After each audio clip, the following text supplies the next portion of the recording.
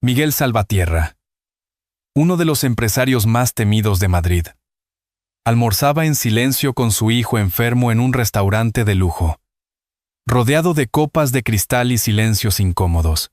Nada podía interrumpir su rutina, hasta que una niña descalza cruzó el salón con la mirada firme, y dijo con voz serena: «Dame de comer, y yo curo a tu hijo». Todos se rieron. Miguel también. Pero cuando la niña se inclinó sobre el pequeño, algo cambió.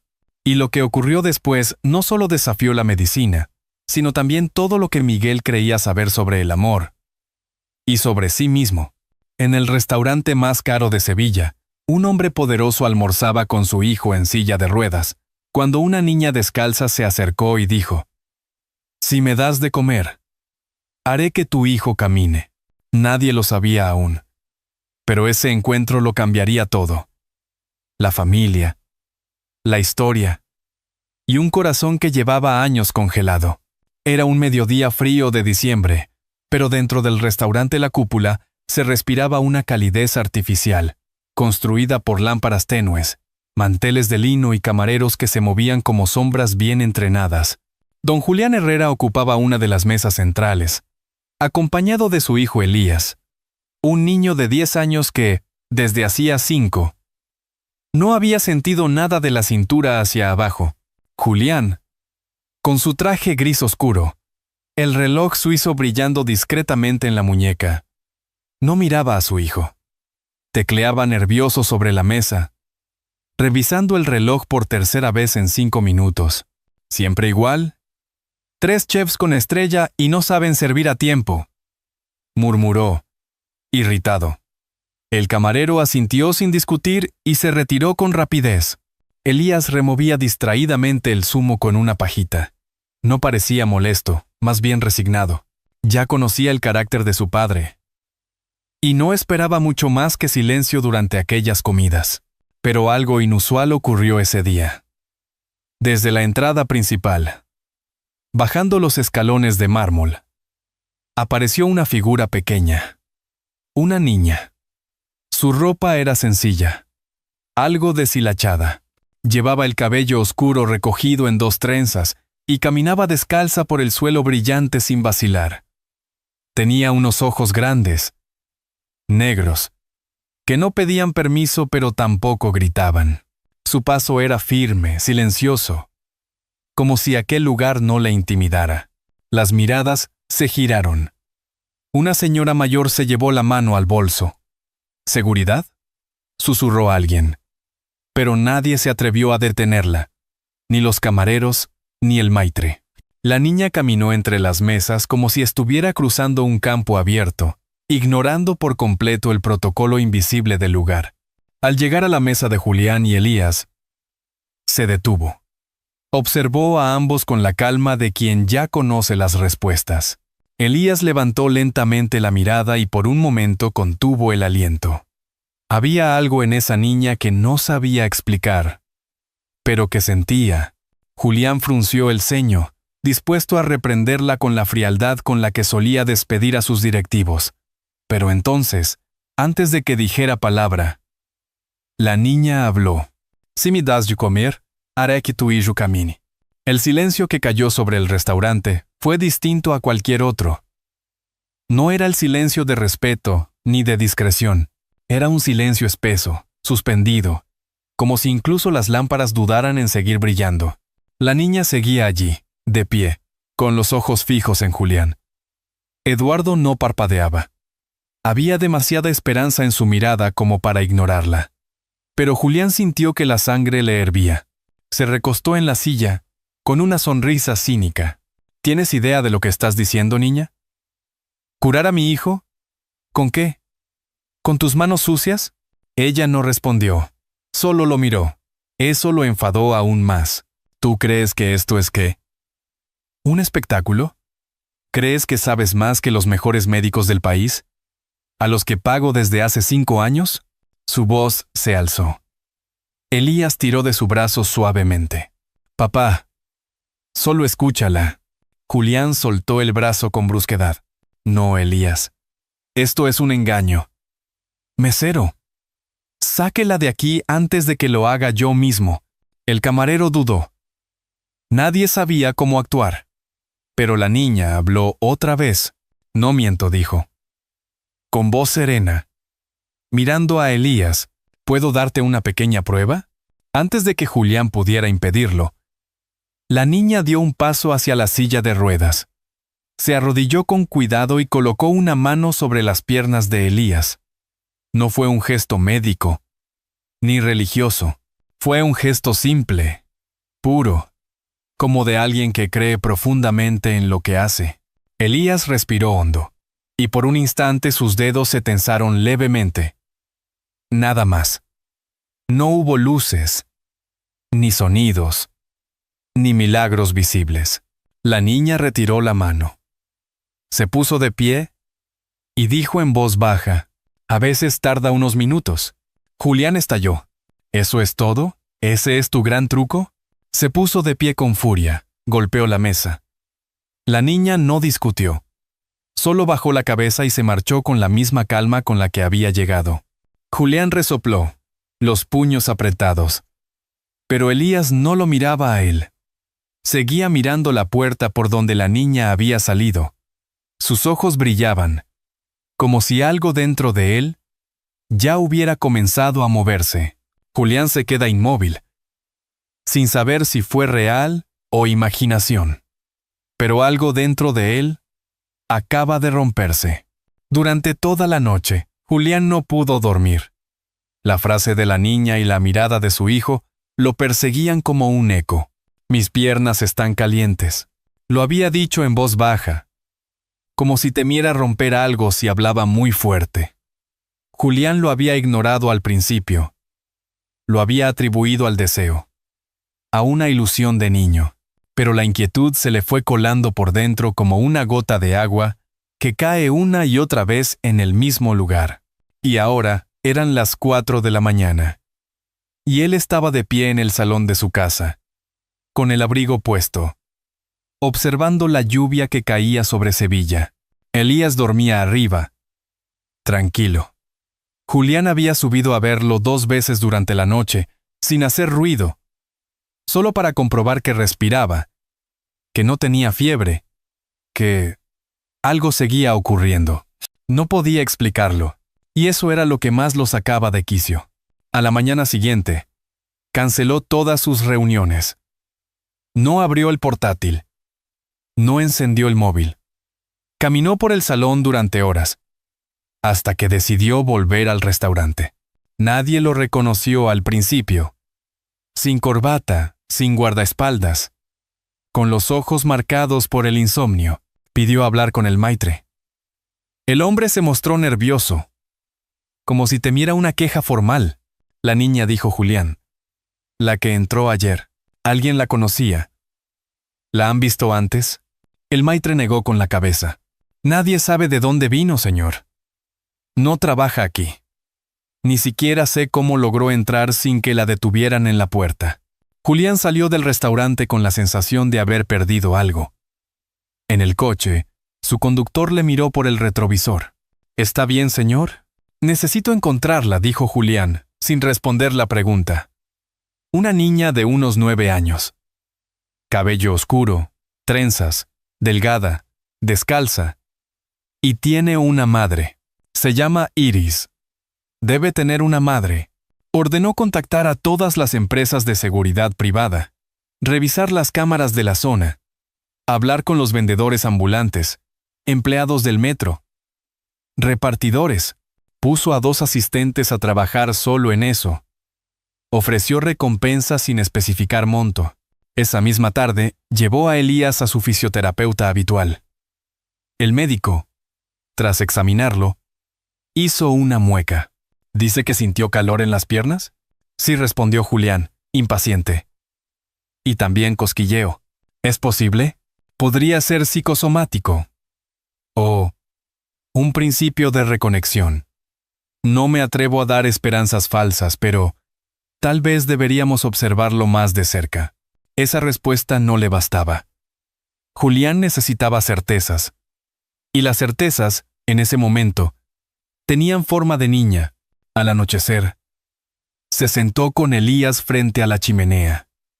El niño sostenía un libro, pero no lo leía. Sus ojos estaban clavados en las llamas. Papá dijo sin mirarlo: «Ella no tenía miedo. Cuando me tocó, sentí como si ya me conociera». Julián lo miró. «¿Crees que es una especie de ángel?», preguntó en tono casi burlón, pero su voz tembló. «No lo sé, pero confío en ella».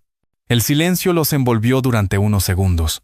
A la mañana siguiente, una de las asistentes de Julián lo llamó. «Señor, creemos que la hemos localizado. En un albergue municipal, en el barrio San Julián. Coincide con la descripción. Está con una mujer, posiblemente su madre». Antes de que colgaran, Julián ya tenía la llave del coche en la mano. El barrio San Julián no era un sitio al que él hubiera ido antes. Las calles eran estrechas, llenas de grafitis y tenderetes. El albergue era un edificio antiguo, con las paredes desconchadas y un cartel medio torcido. Julián dudó unos segundos antes de entrar, no por miedo, sino porque algo dentro de él le decía que no saldría igual de aquel lugar. Una voluntaria lo miró con desconfianza. Él mostró la foto borrosa sacada de una cámara de seguridad del restaurante. «Busco a esta niña y a su madre». La voluntaria se quedó unos segundos en silencio. Luego señaló el final del pasillo, tercera puerta a la izquierda. El pasillo olía a humedad y desinfectante barato. Había dibujos infantiles pegados con cinta en las paredes. Julián caminó despacio, con los pies pesados, como si cada paso lo acercara a una parte de sí mismo que no quería recordar. Cuando llegó frente a la puerta indicada, se detuvo. La mano le temblaba. Respiró hondo, alzó el puño y golpeó suavemente. La puerta se entreabrió. Y una mujer, sentada en el suelo, levantó la mirada. La mujer levanta la mirada. Lo reconoce. Y dice: «Has tardado mucho, Julián». En esa habitación sin calefacción, entre colchones viejos y dibujos en la pared, Julián recibió la bofetada más fuerte de su vida. «Ella es tu hija». Durante unos segundos, no reaccionó. El silencio era tan denso que se podía oír el goteo lento del grifo del lavabo al fondo. La mujer que tenía delante no era una extraña. Su rostro, aunque cansado y marcado por el tiempo, le resultaba inquietantemente familiar. «Lucía», murmuró, como quien pronuncia el nombre de un fantasma. Ella asintió, sin apartar la mirada. «Tardaste en reconocerme, pero sí. Soy yo». Julián dio un paso dentro de la habitación. Los muros estaban cubiertos con mantas colgadas para aislar el frío. El suelo era de baldosas antiguas, algunas rotas. En un rincón, sobre un colchón, dormía Iris, envuelta en una manta delgada. «¿Qué haces aquí?», preguntó él con voz ronca. Lucía se levantó despacio, con la espalda erguida pero la respiración contenida. Ella señaló a la niña. «Es tu hija». Las palabras cayeron como un bloque de mármol en medio de la habitación. Julián se tambaleó levemente, negó con la cabeza, como si necesitara más tiempo para entender. «No, eso no es posible». Lucía lo miró con una mezcla de dolor y determinación. «Lo es. Yo trabajaba contigo, ¿recuerdas? En el área de comunicaciones. Siempre llegaba temprano, siempre cumplía. Hasta que quedé embarazada». Él tragó saliva, sintiendo que la garganta se le cerraba. «Mi rendimiento bajó», continuó ella. «Empecé a faltar por náuseas, por citas médicas. Tú no preguntaste nada. Solo me dijiste que la empresa no podía permitirse distracciones». Julián bajó la mirada. Sí recordaba a Lucía. Brillante, rápida, con ideas novedosas. También recordaba cómo había aprobado su despido sin pestañear. «No sabía que estabas pasando por todo eso». «Claro que no lo sabías. Porque nunca quisiste saberlo». Lucía caminó lentamente hacia Iris y acarició con ternura una trenza suelta. La niña dormía profundamente, con una expresión serena, como si supiera que ahora ya no hacía falta hablar. «No te busqué porque no quería que creciera con rencor», dijo Lucía. Pero ella siempre tuvo algo especial. Desde pequeña, sentía cosas que los demás no veían. Sabía cuando alguien estaba triste, cuando necesitaba consuelo. Nunca pidió nada. Solo ayudaba. Julián levantó la vista y la observó con atención. Empezaba a comprender por qué aquella niña lo había descolocado tanto. No era solo lo que dijo, era cómo lo dijo. Era esa calma imperturbable, esa certeza limpia. Tocó a Elías, susurró. Y él sintió algo. Lucía asintió. Iris no tiene poderes. Tiene sensibilidad. Tiene fe. Y no guarda rencor. Por eso entró a ese restaurante, sabiendo que tú eras su padre. Y aún así decidió ayudar a tu hijo. Julián retrocedió un paso. El peso de la culpa empezó a caerle encima como una losa. La eché. Le grité delante de todos. Como si fuera basura. Como me trataste a mí, dijo Lucía con frialdad. Pero ella no te odia. Solo quería ayudarte. Julián se llevó las manos al rostro. Quiso decir algo. Justificar lo injustificable. Pero no encontró palabras. No quiero que me perdones, dijo al fin. Solo quiero entender. Y si puedo, reparar algo de todo esto. Lucía respiró hondo, como si sus pulmones volvieran a llenarse después de años de contención. ¿Estás dispuesto a escuchar lo que nunca quisiste oír? Sí, respondió él con la voz rota. Por favor. Lucía se sentó al borde del colchón, sin perder la mirada firme. Después de que me echaste, todo se volvió cuesta arriba. Nadie quería contratar a una mujer embarazada. Dormí en estaciones de tren. Comí lo que me daban en comedores sociales.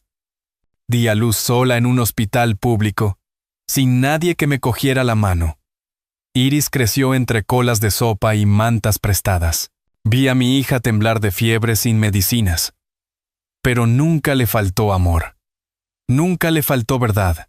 Julián se secó una lágrima silenciosa, todavía sin atreverse a acercarse a la niña. Y aún así entró en mi vida con una pregunta tan simple. Solo pidió un plato, dijo Lucía. No por caridad, para probarte, para saber si habías cambiado. Julián cerró los ojos. Recordó su propia voz. Dura, hiriente, burlona. Lo arruiné todo, susurró. Pero quiero pedir una nueva oportunidad. No para olvidar el pasado, para construir algo distinto. Para ella, para Elías, para ti. Lucía lo miró largo rato. En sus ojos ya no había furia, solo un cansancio antiguo y profundo. Desde la cama, Iris abre los ojos. Ha escuchado todo. Y su primera palabra es: ¿Nos vamos, mamá? Julián no respondió enseguida. La pregunta de Iris, ¿nos vamos, mamá?, aún flotaba en el aire como una burbuja frágil. Lucía le acarició el cabello con suavidad, como quien no quiere romper la calma de un lago dormido. Todavía no, mi amor, susurró. Vamos a escuchar lo que él tiene que decir. Él, el hombre que una vez destruyó su vida. El padre que Iris nunca conoció. Y que ahora temblaba ante una niña de 9 años. Julián, aún de pie en medio de la habitación, miró alrededor como si acabara de despertar de una pesadilla larga. No sabía por dónde empezar. Pedir perdón, arrodillarse, llorar. Pero Iris fue quien rompió el silencio, con una naturalidad desconcertante. ¿Tienes hambre? Todavía queda algo de pan con queso, le ofreció. Julián se quedó paralizado. En su vida de lujos, nunca había visto tanta generosidad en un gesto tan simple. Negó con la cabeza y se agachó lentamente, poniéndose a la altura de la niña. Gracias, Iris. No merezco tu amabilidad, pero la agradezco de corazón. Ella lo observó con atención, como si tratara de leer más allá de las palabras. Luego, sonrió ligeramente y se volvió hacia su madre. ¿Él puede venir con nosotras al parque mañana? Lucía tragó saliva, sorprendida. Julián contuvo la respiración.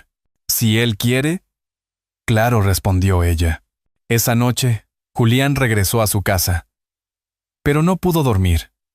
Caminó de un lado a otro de su lujosa biblioteca, rodeado de libros que nunca había leído.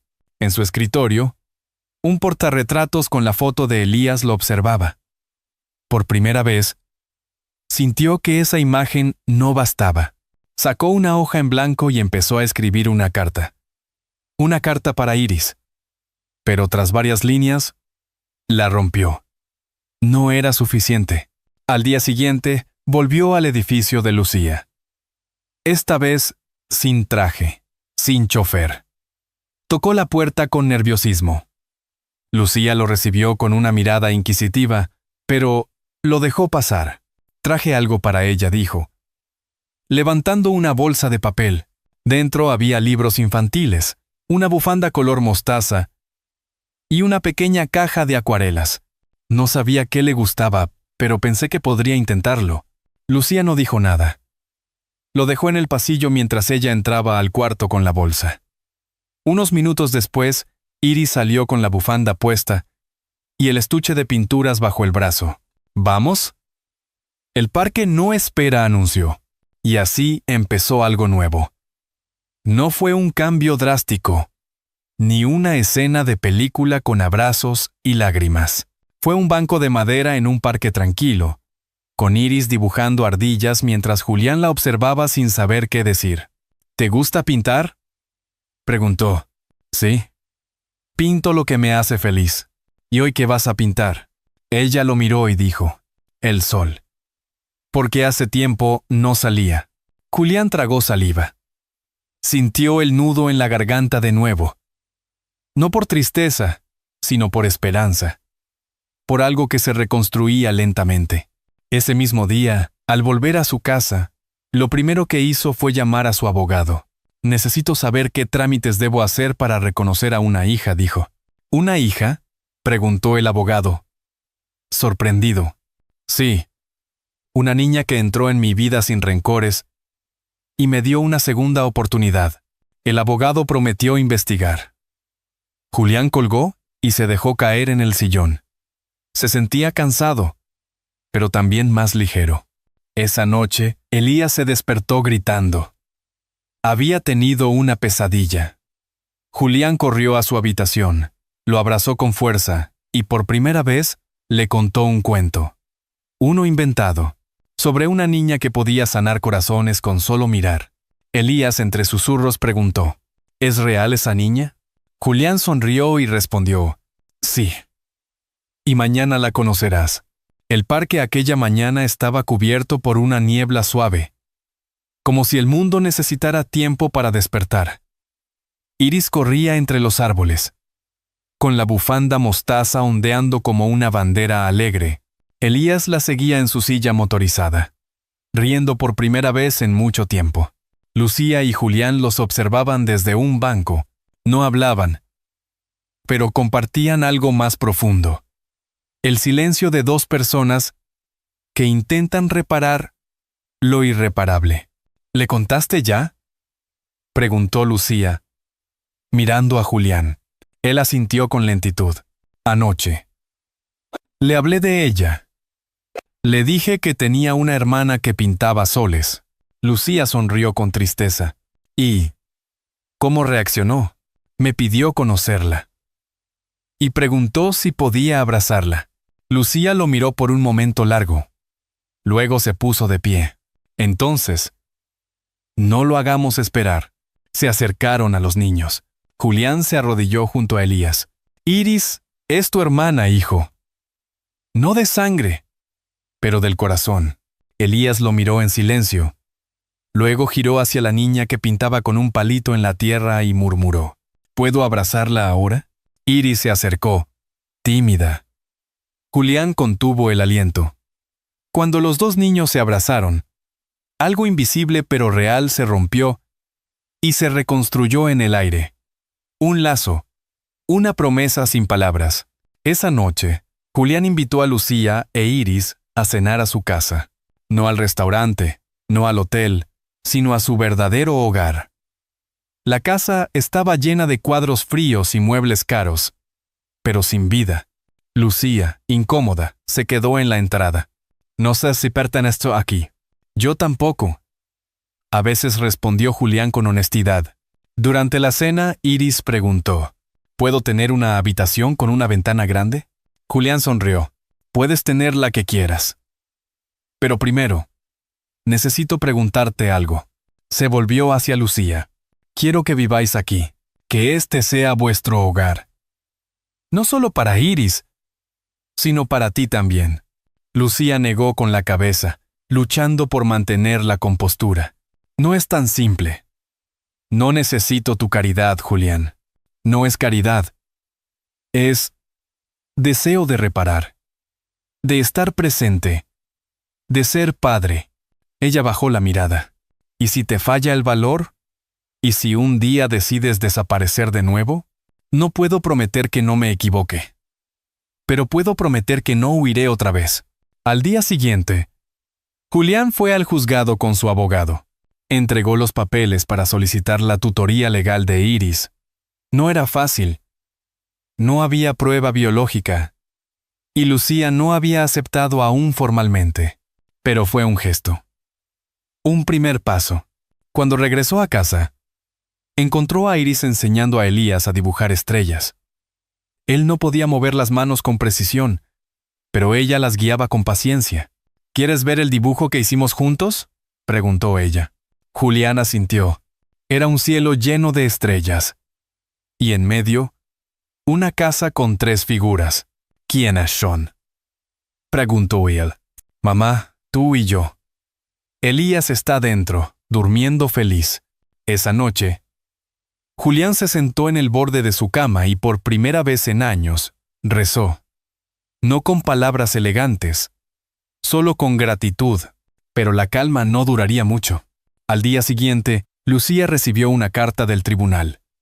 Una citación para una audiencia de custodia. Ella no la había solicitado. Julián, sí, y aunque la intención era buena, el gesto la hirió profundamente. Cuando él llegó esa tarde con flores, ella lo esperaba en la puerta. ¿Cómo te atreves a tomar decisiones por mi hija sin mí? Quería asegurarme de que tenga un futuro. ¿Y crees que eso se consigue con un sello y un papel? Él intentó explicarse, pero Lucía ya había cerrado la puerta. De nuevo, la primera nevada del invierno cayó sin aviso, cubriendo Madrid con un manto blanco que suavizaba hasta los rincones más grises. En un banco del parque, Lucía se sentaba sola, con la citación en la mano y el corazón dividido entre el miedo y la esperanza. Iris jugaba cerca, ajena a la tensión. Cada vez que su madre la miraba, sentía una punzada. ¿Y si estaba negándole algo que necesitaba? Ese mismo día, Julián se encontraba en su restaurante, contemplando una silla vacía. Todo sabía igual, pero nada tenía sabor. Desde la discusión, no había vuelto a ver ni a Lucía ni a Iris. Elías, sentado a su lado, murmuró, ¿vas a ir a la audiencia? Julián lo miró sorprendido. No sé si debo. Lucía no quiere. Pero tú quieres ser el padre de Iris, ¿no? Él asintió, sin dudar. Entonces, no te rindas, como hiciste conmigo. El día de la audiencia, la sala estaba fría. Lucía llegó con un abrigo largo, Iris cogida de su mano. Julián estaba allí ya, solo, de pie. Cuando sus miradas se cruzaron, no hubo reproches, solo un cansancio compartido. El juez les pidió hablar a ambos.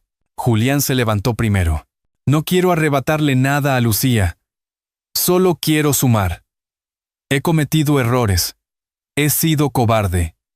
He huido. Pero he aprendido algo que no sabía. El amor se construye estando. Cada día, aunque duela. Lucía lo miró fijamente. Se levantó.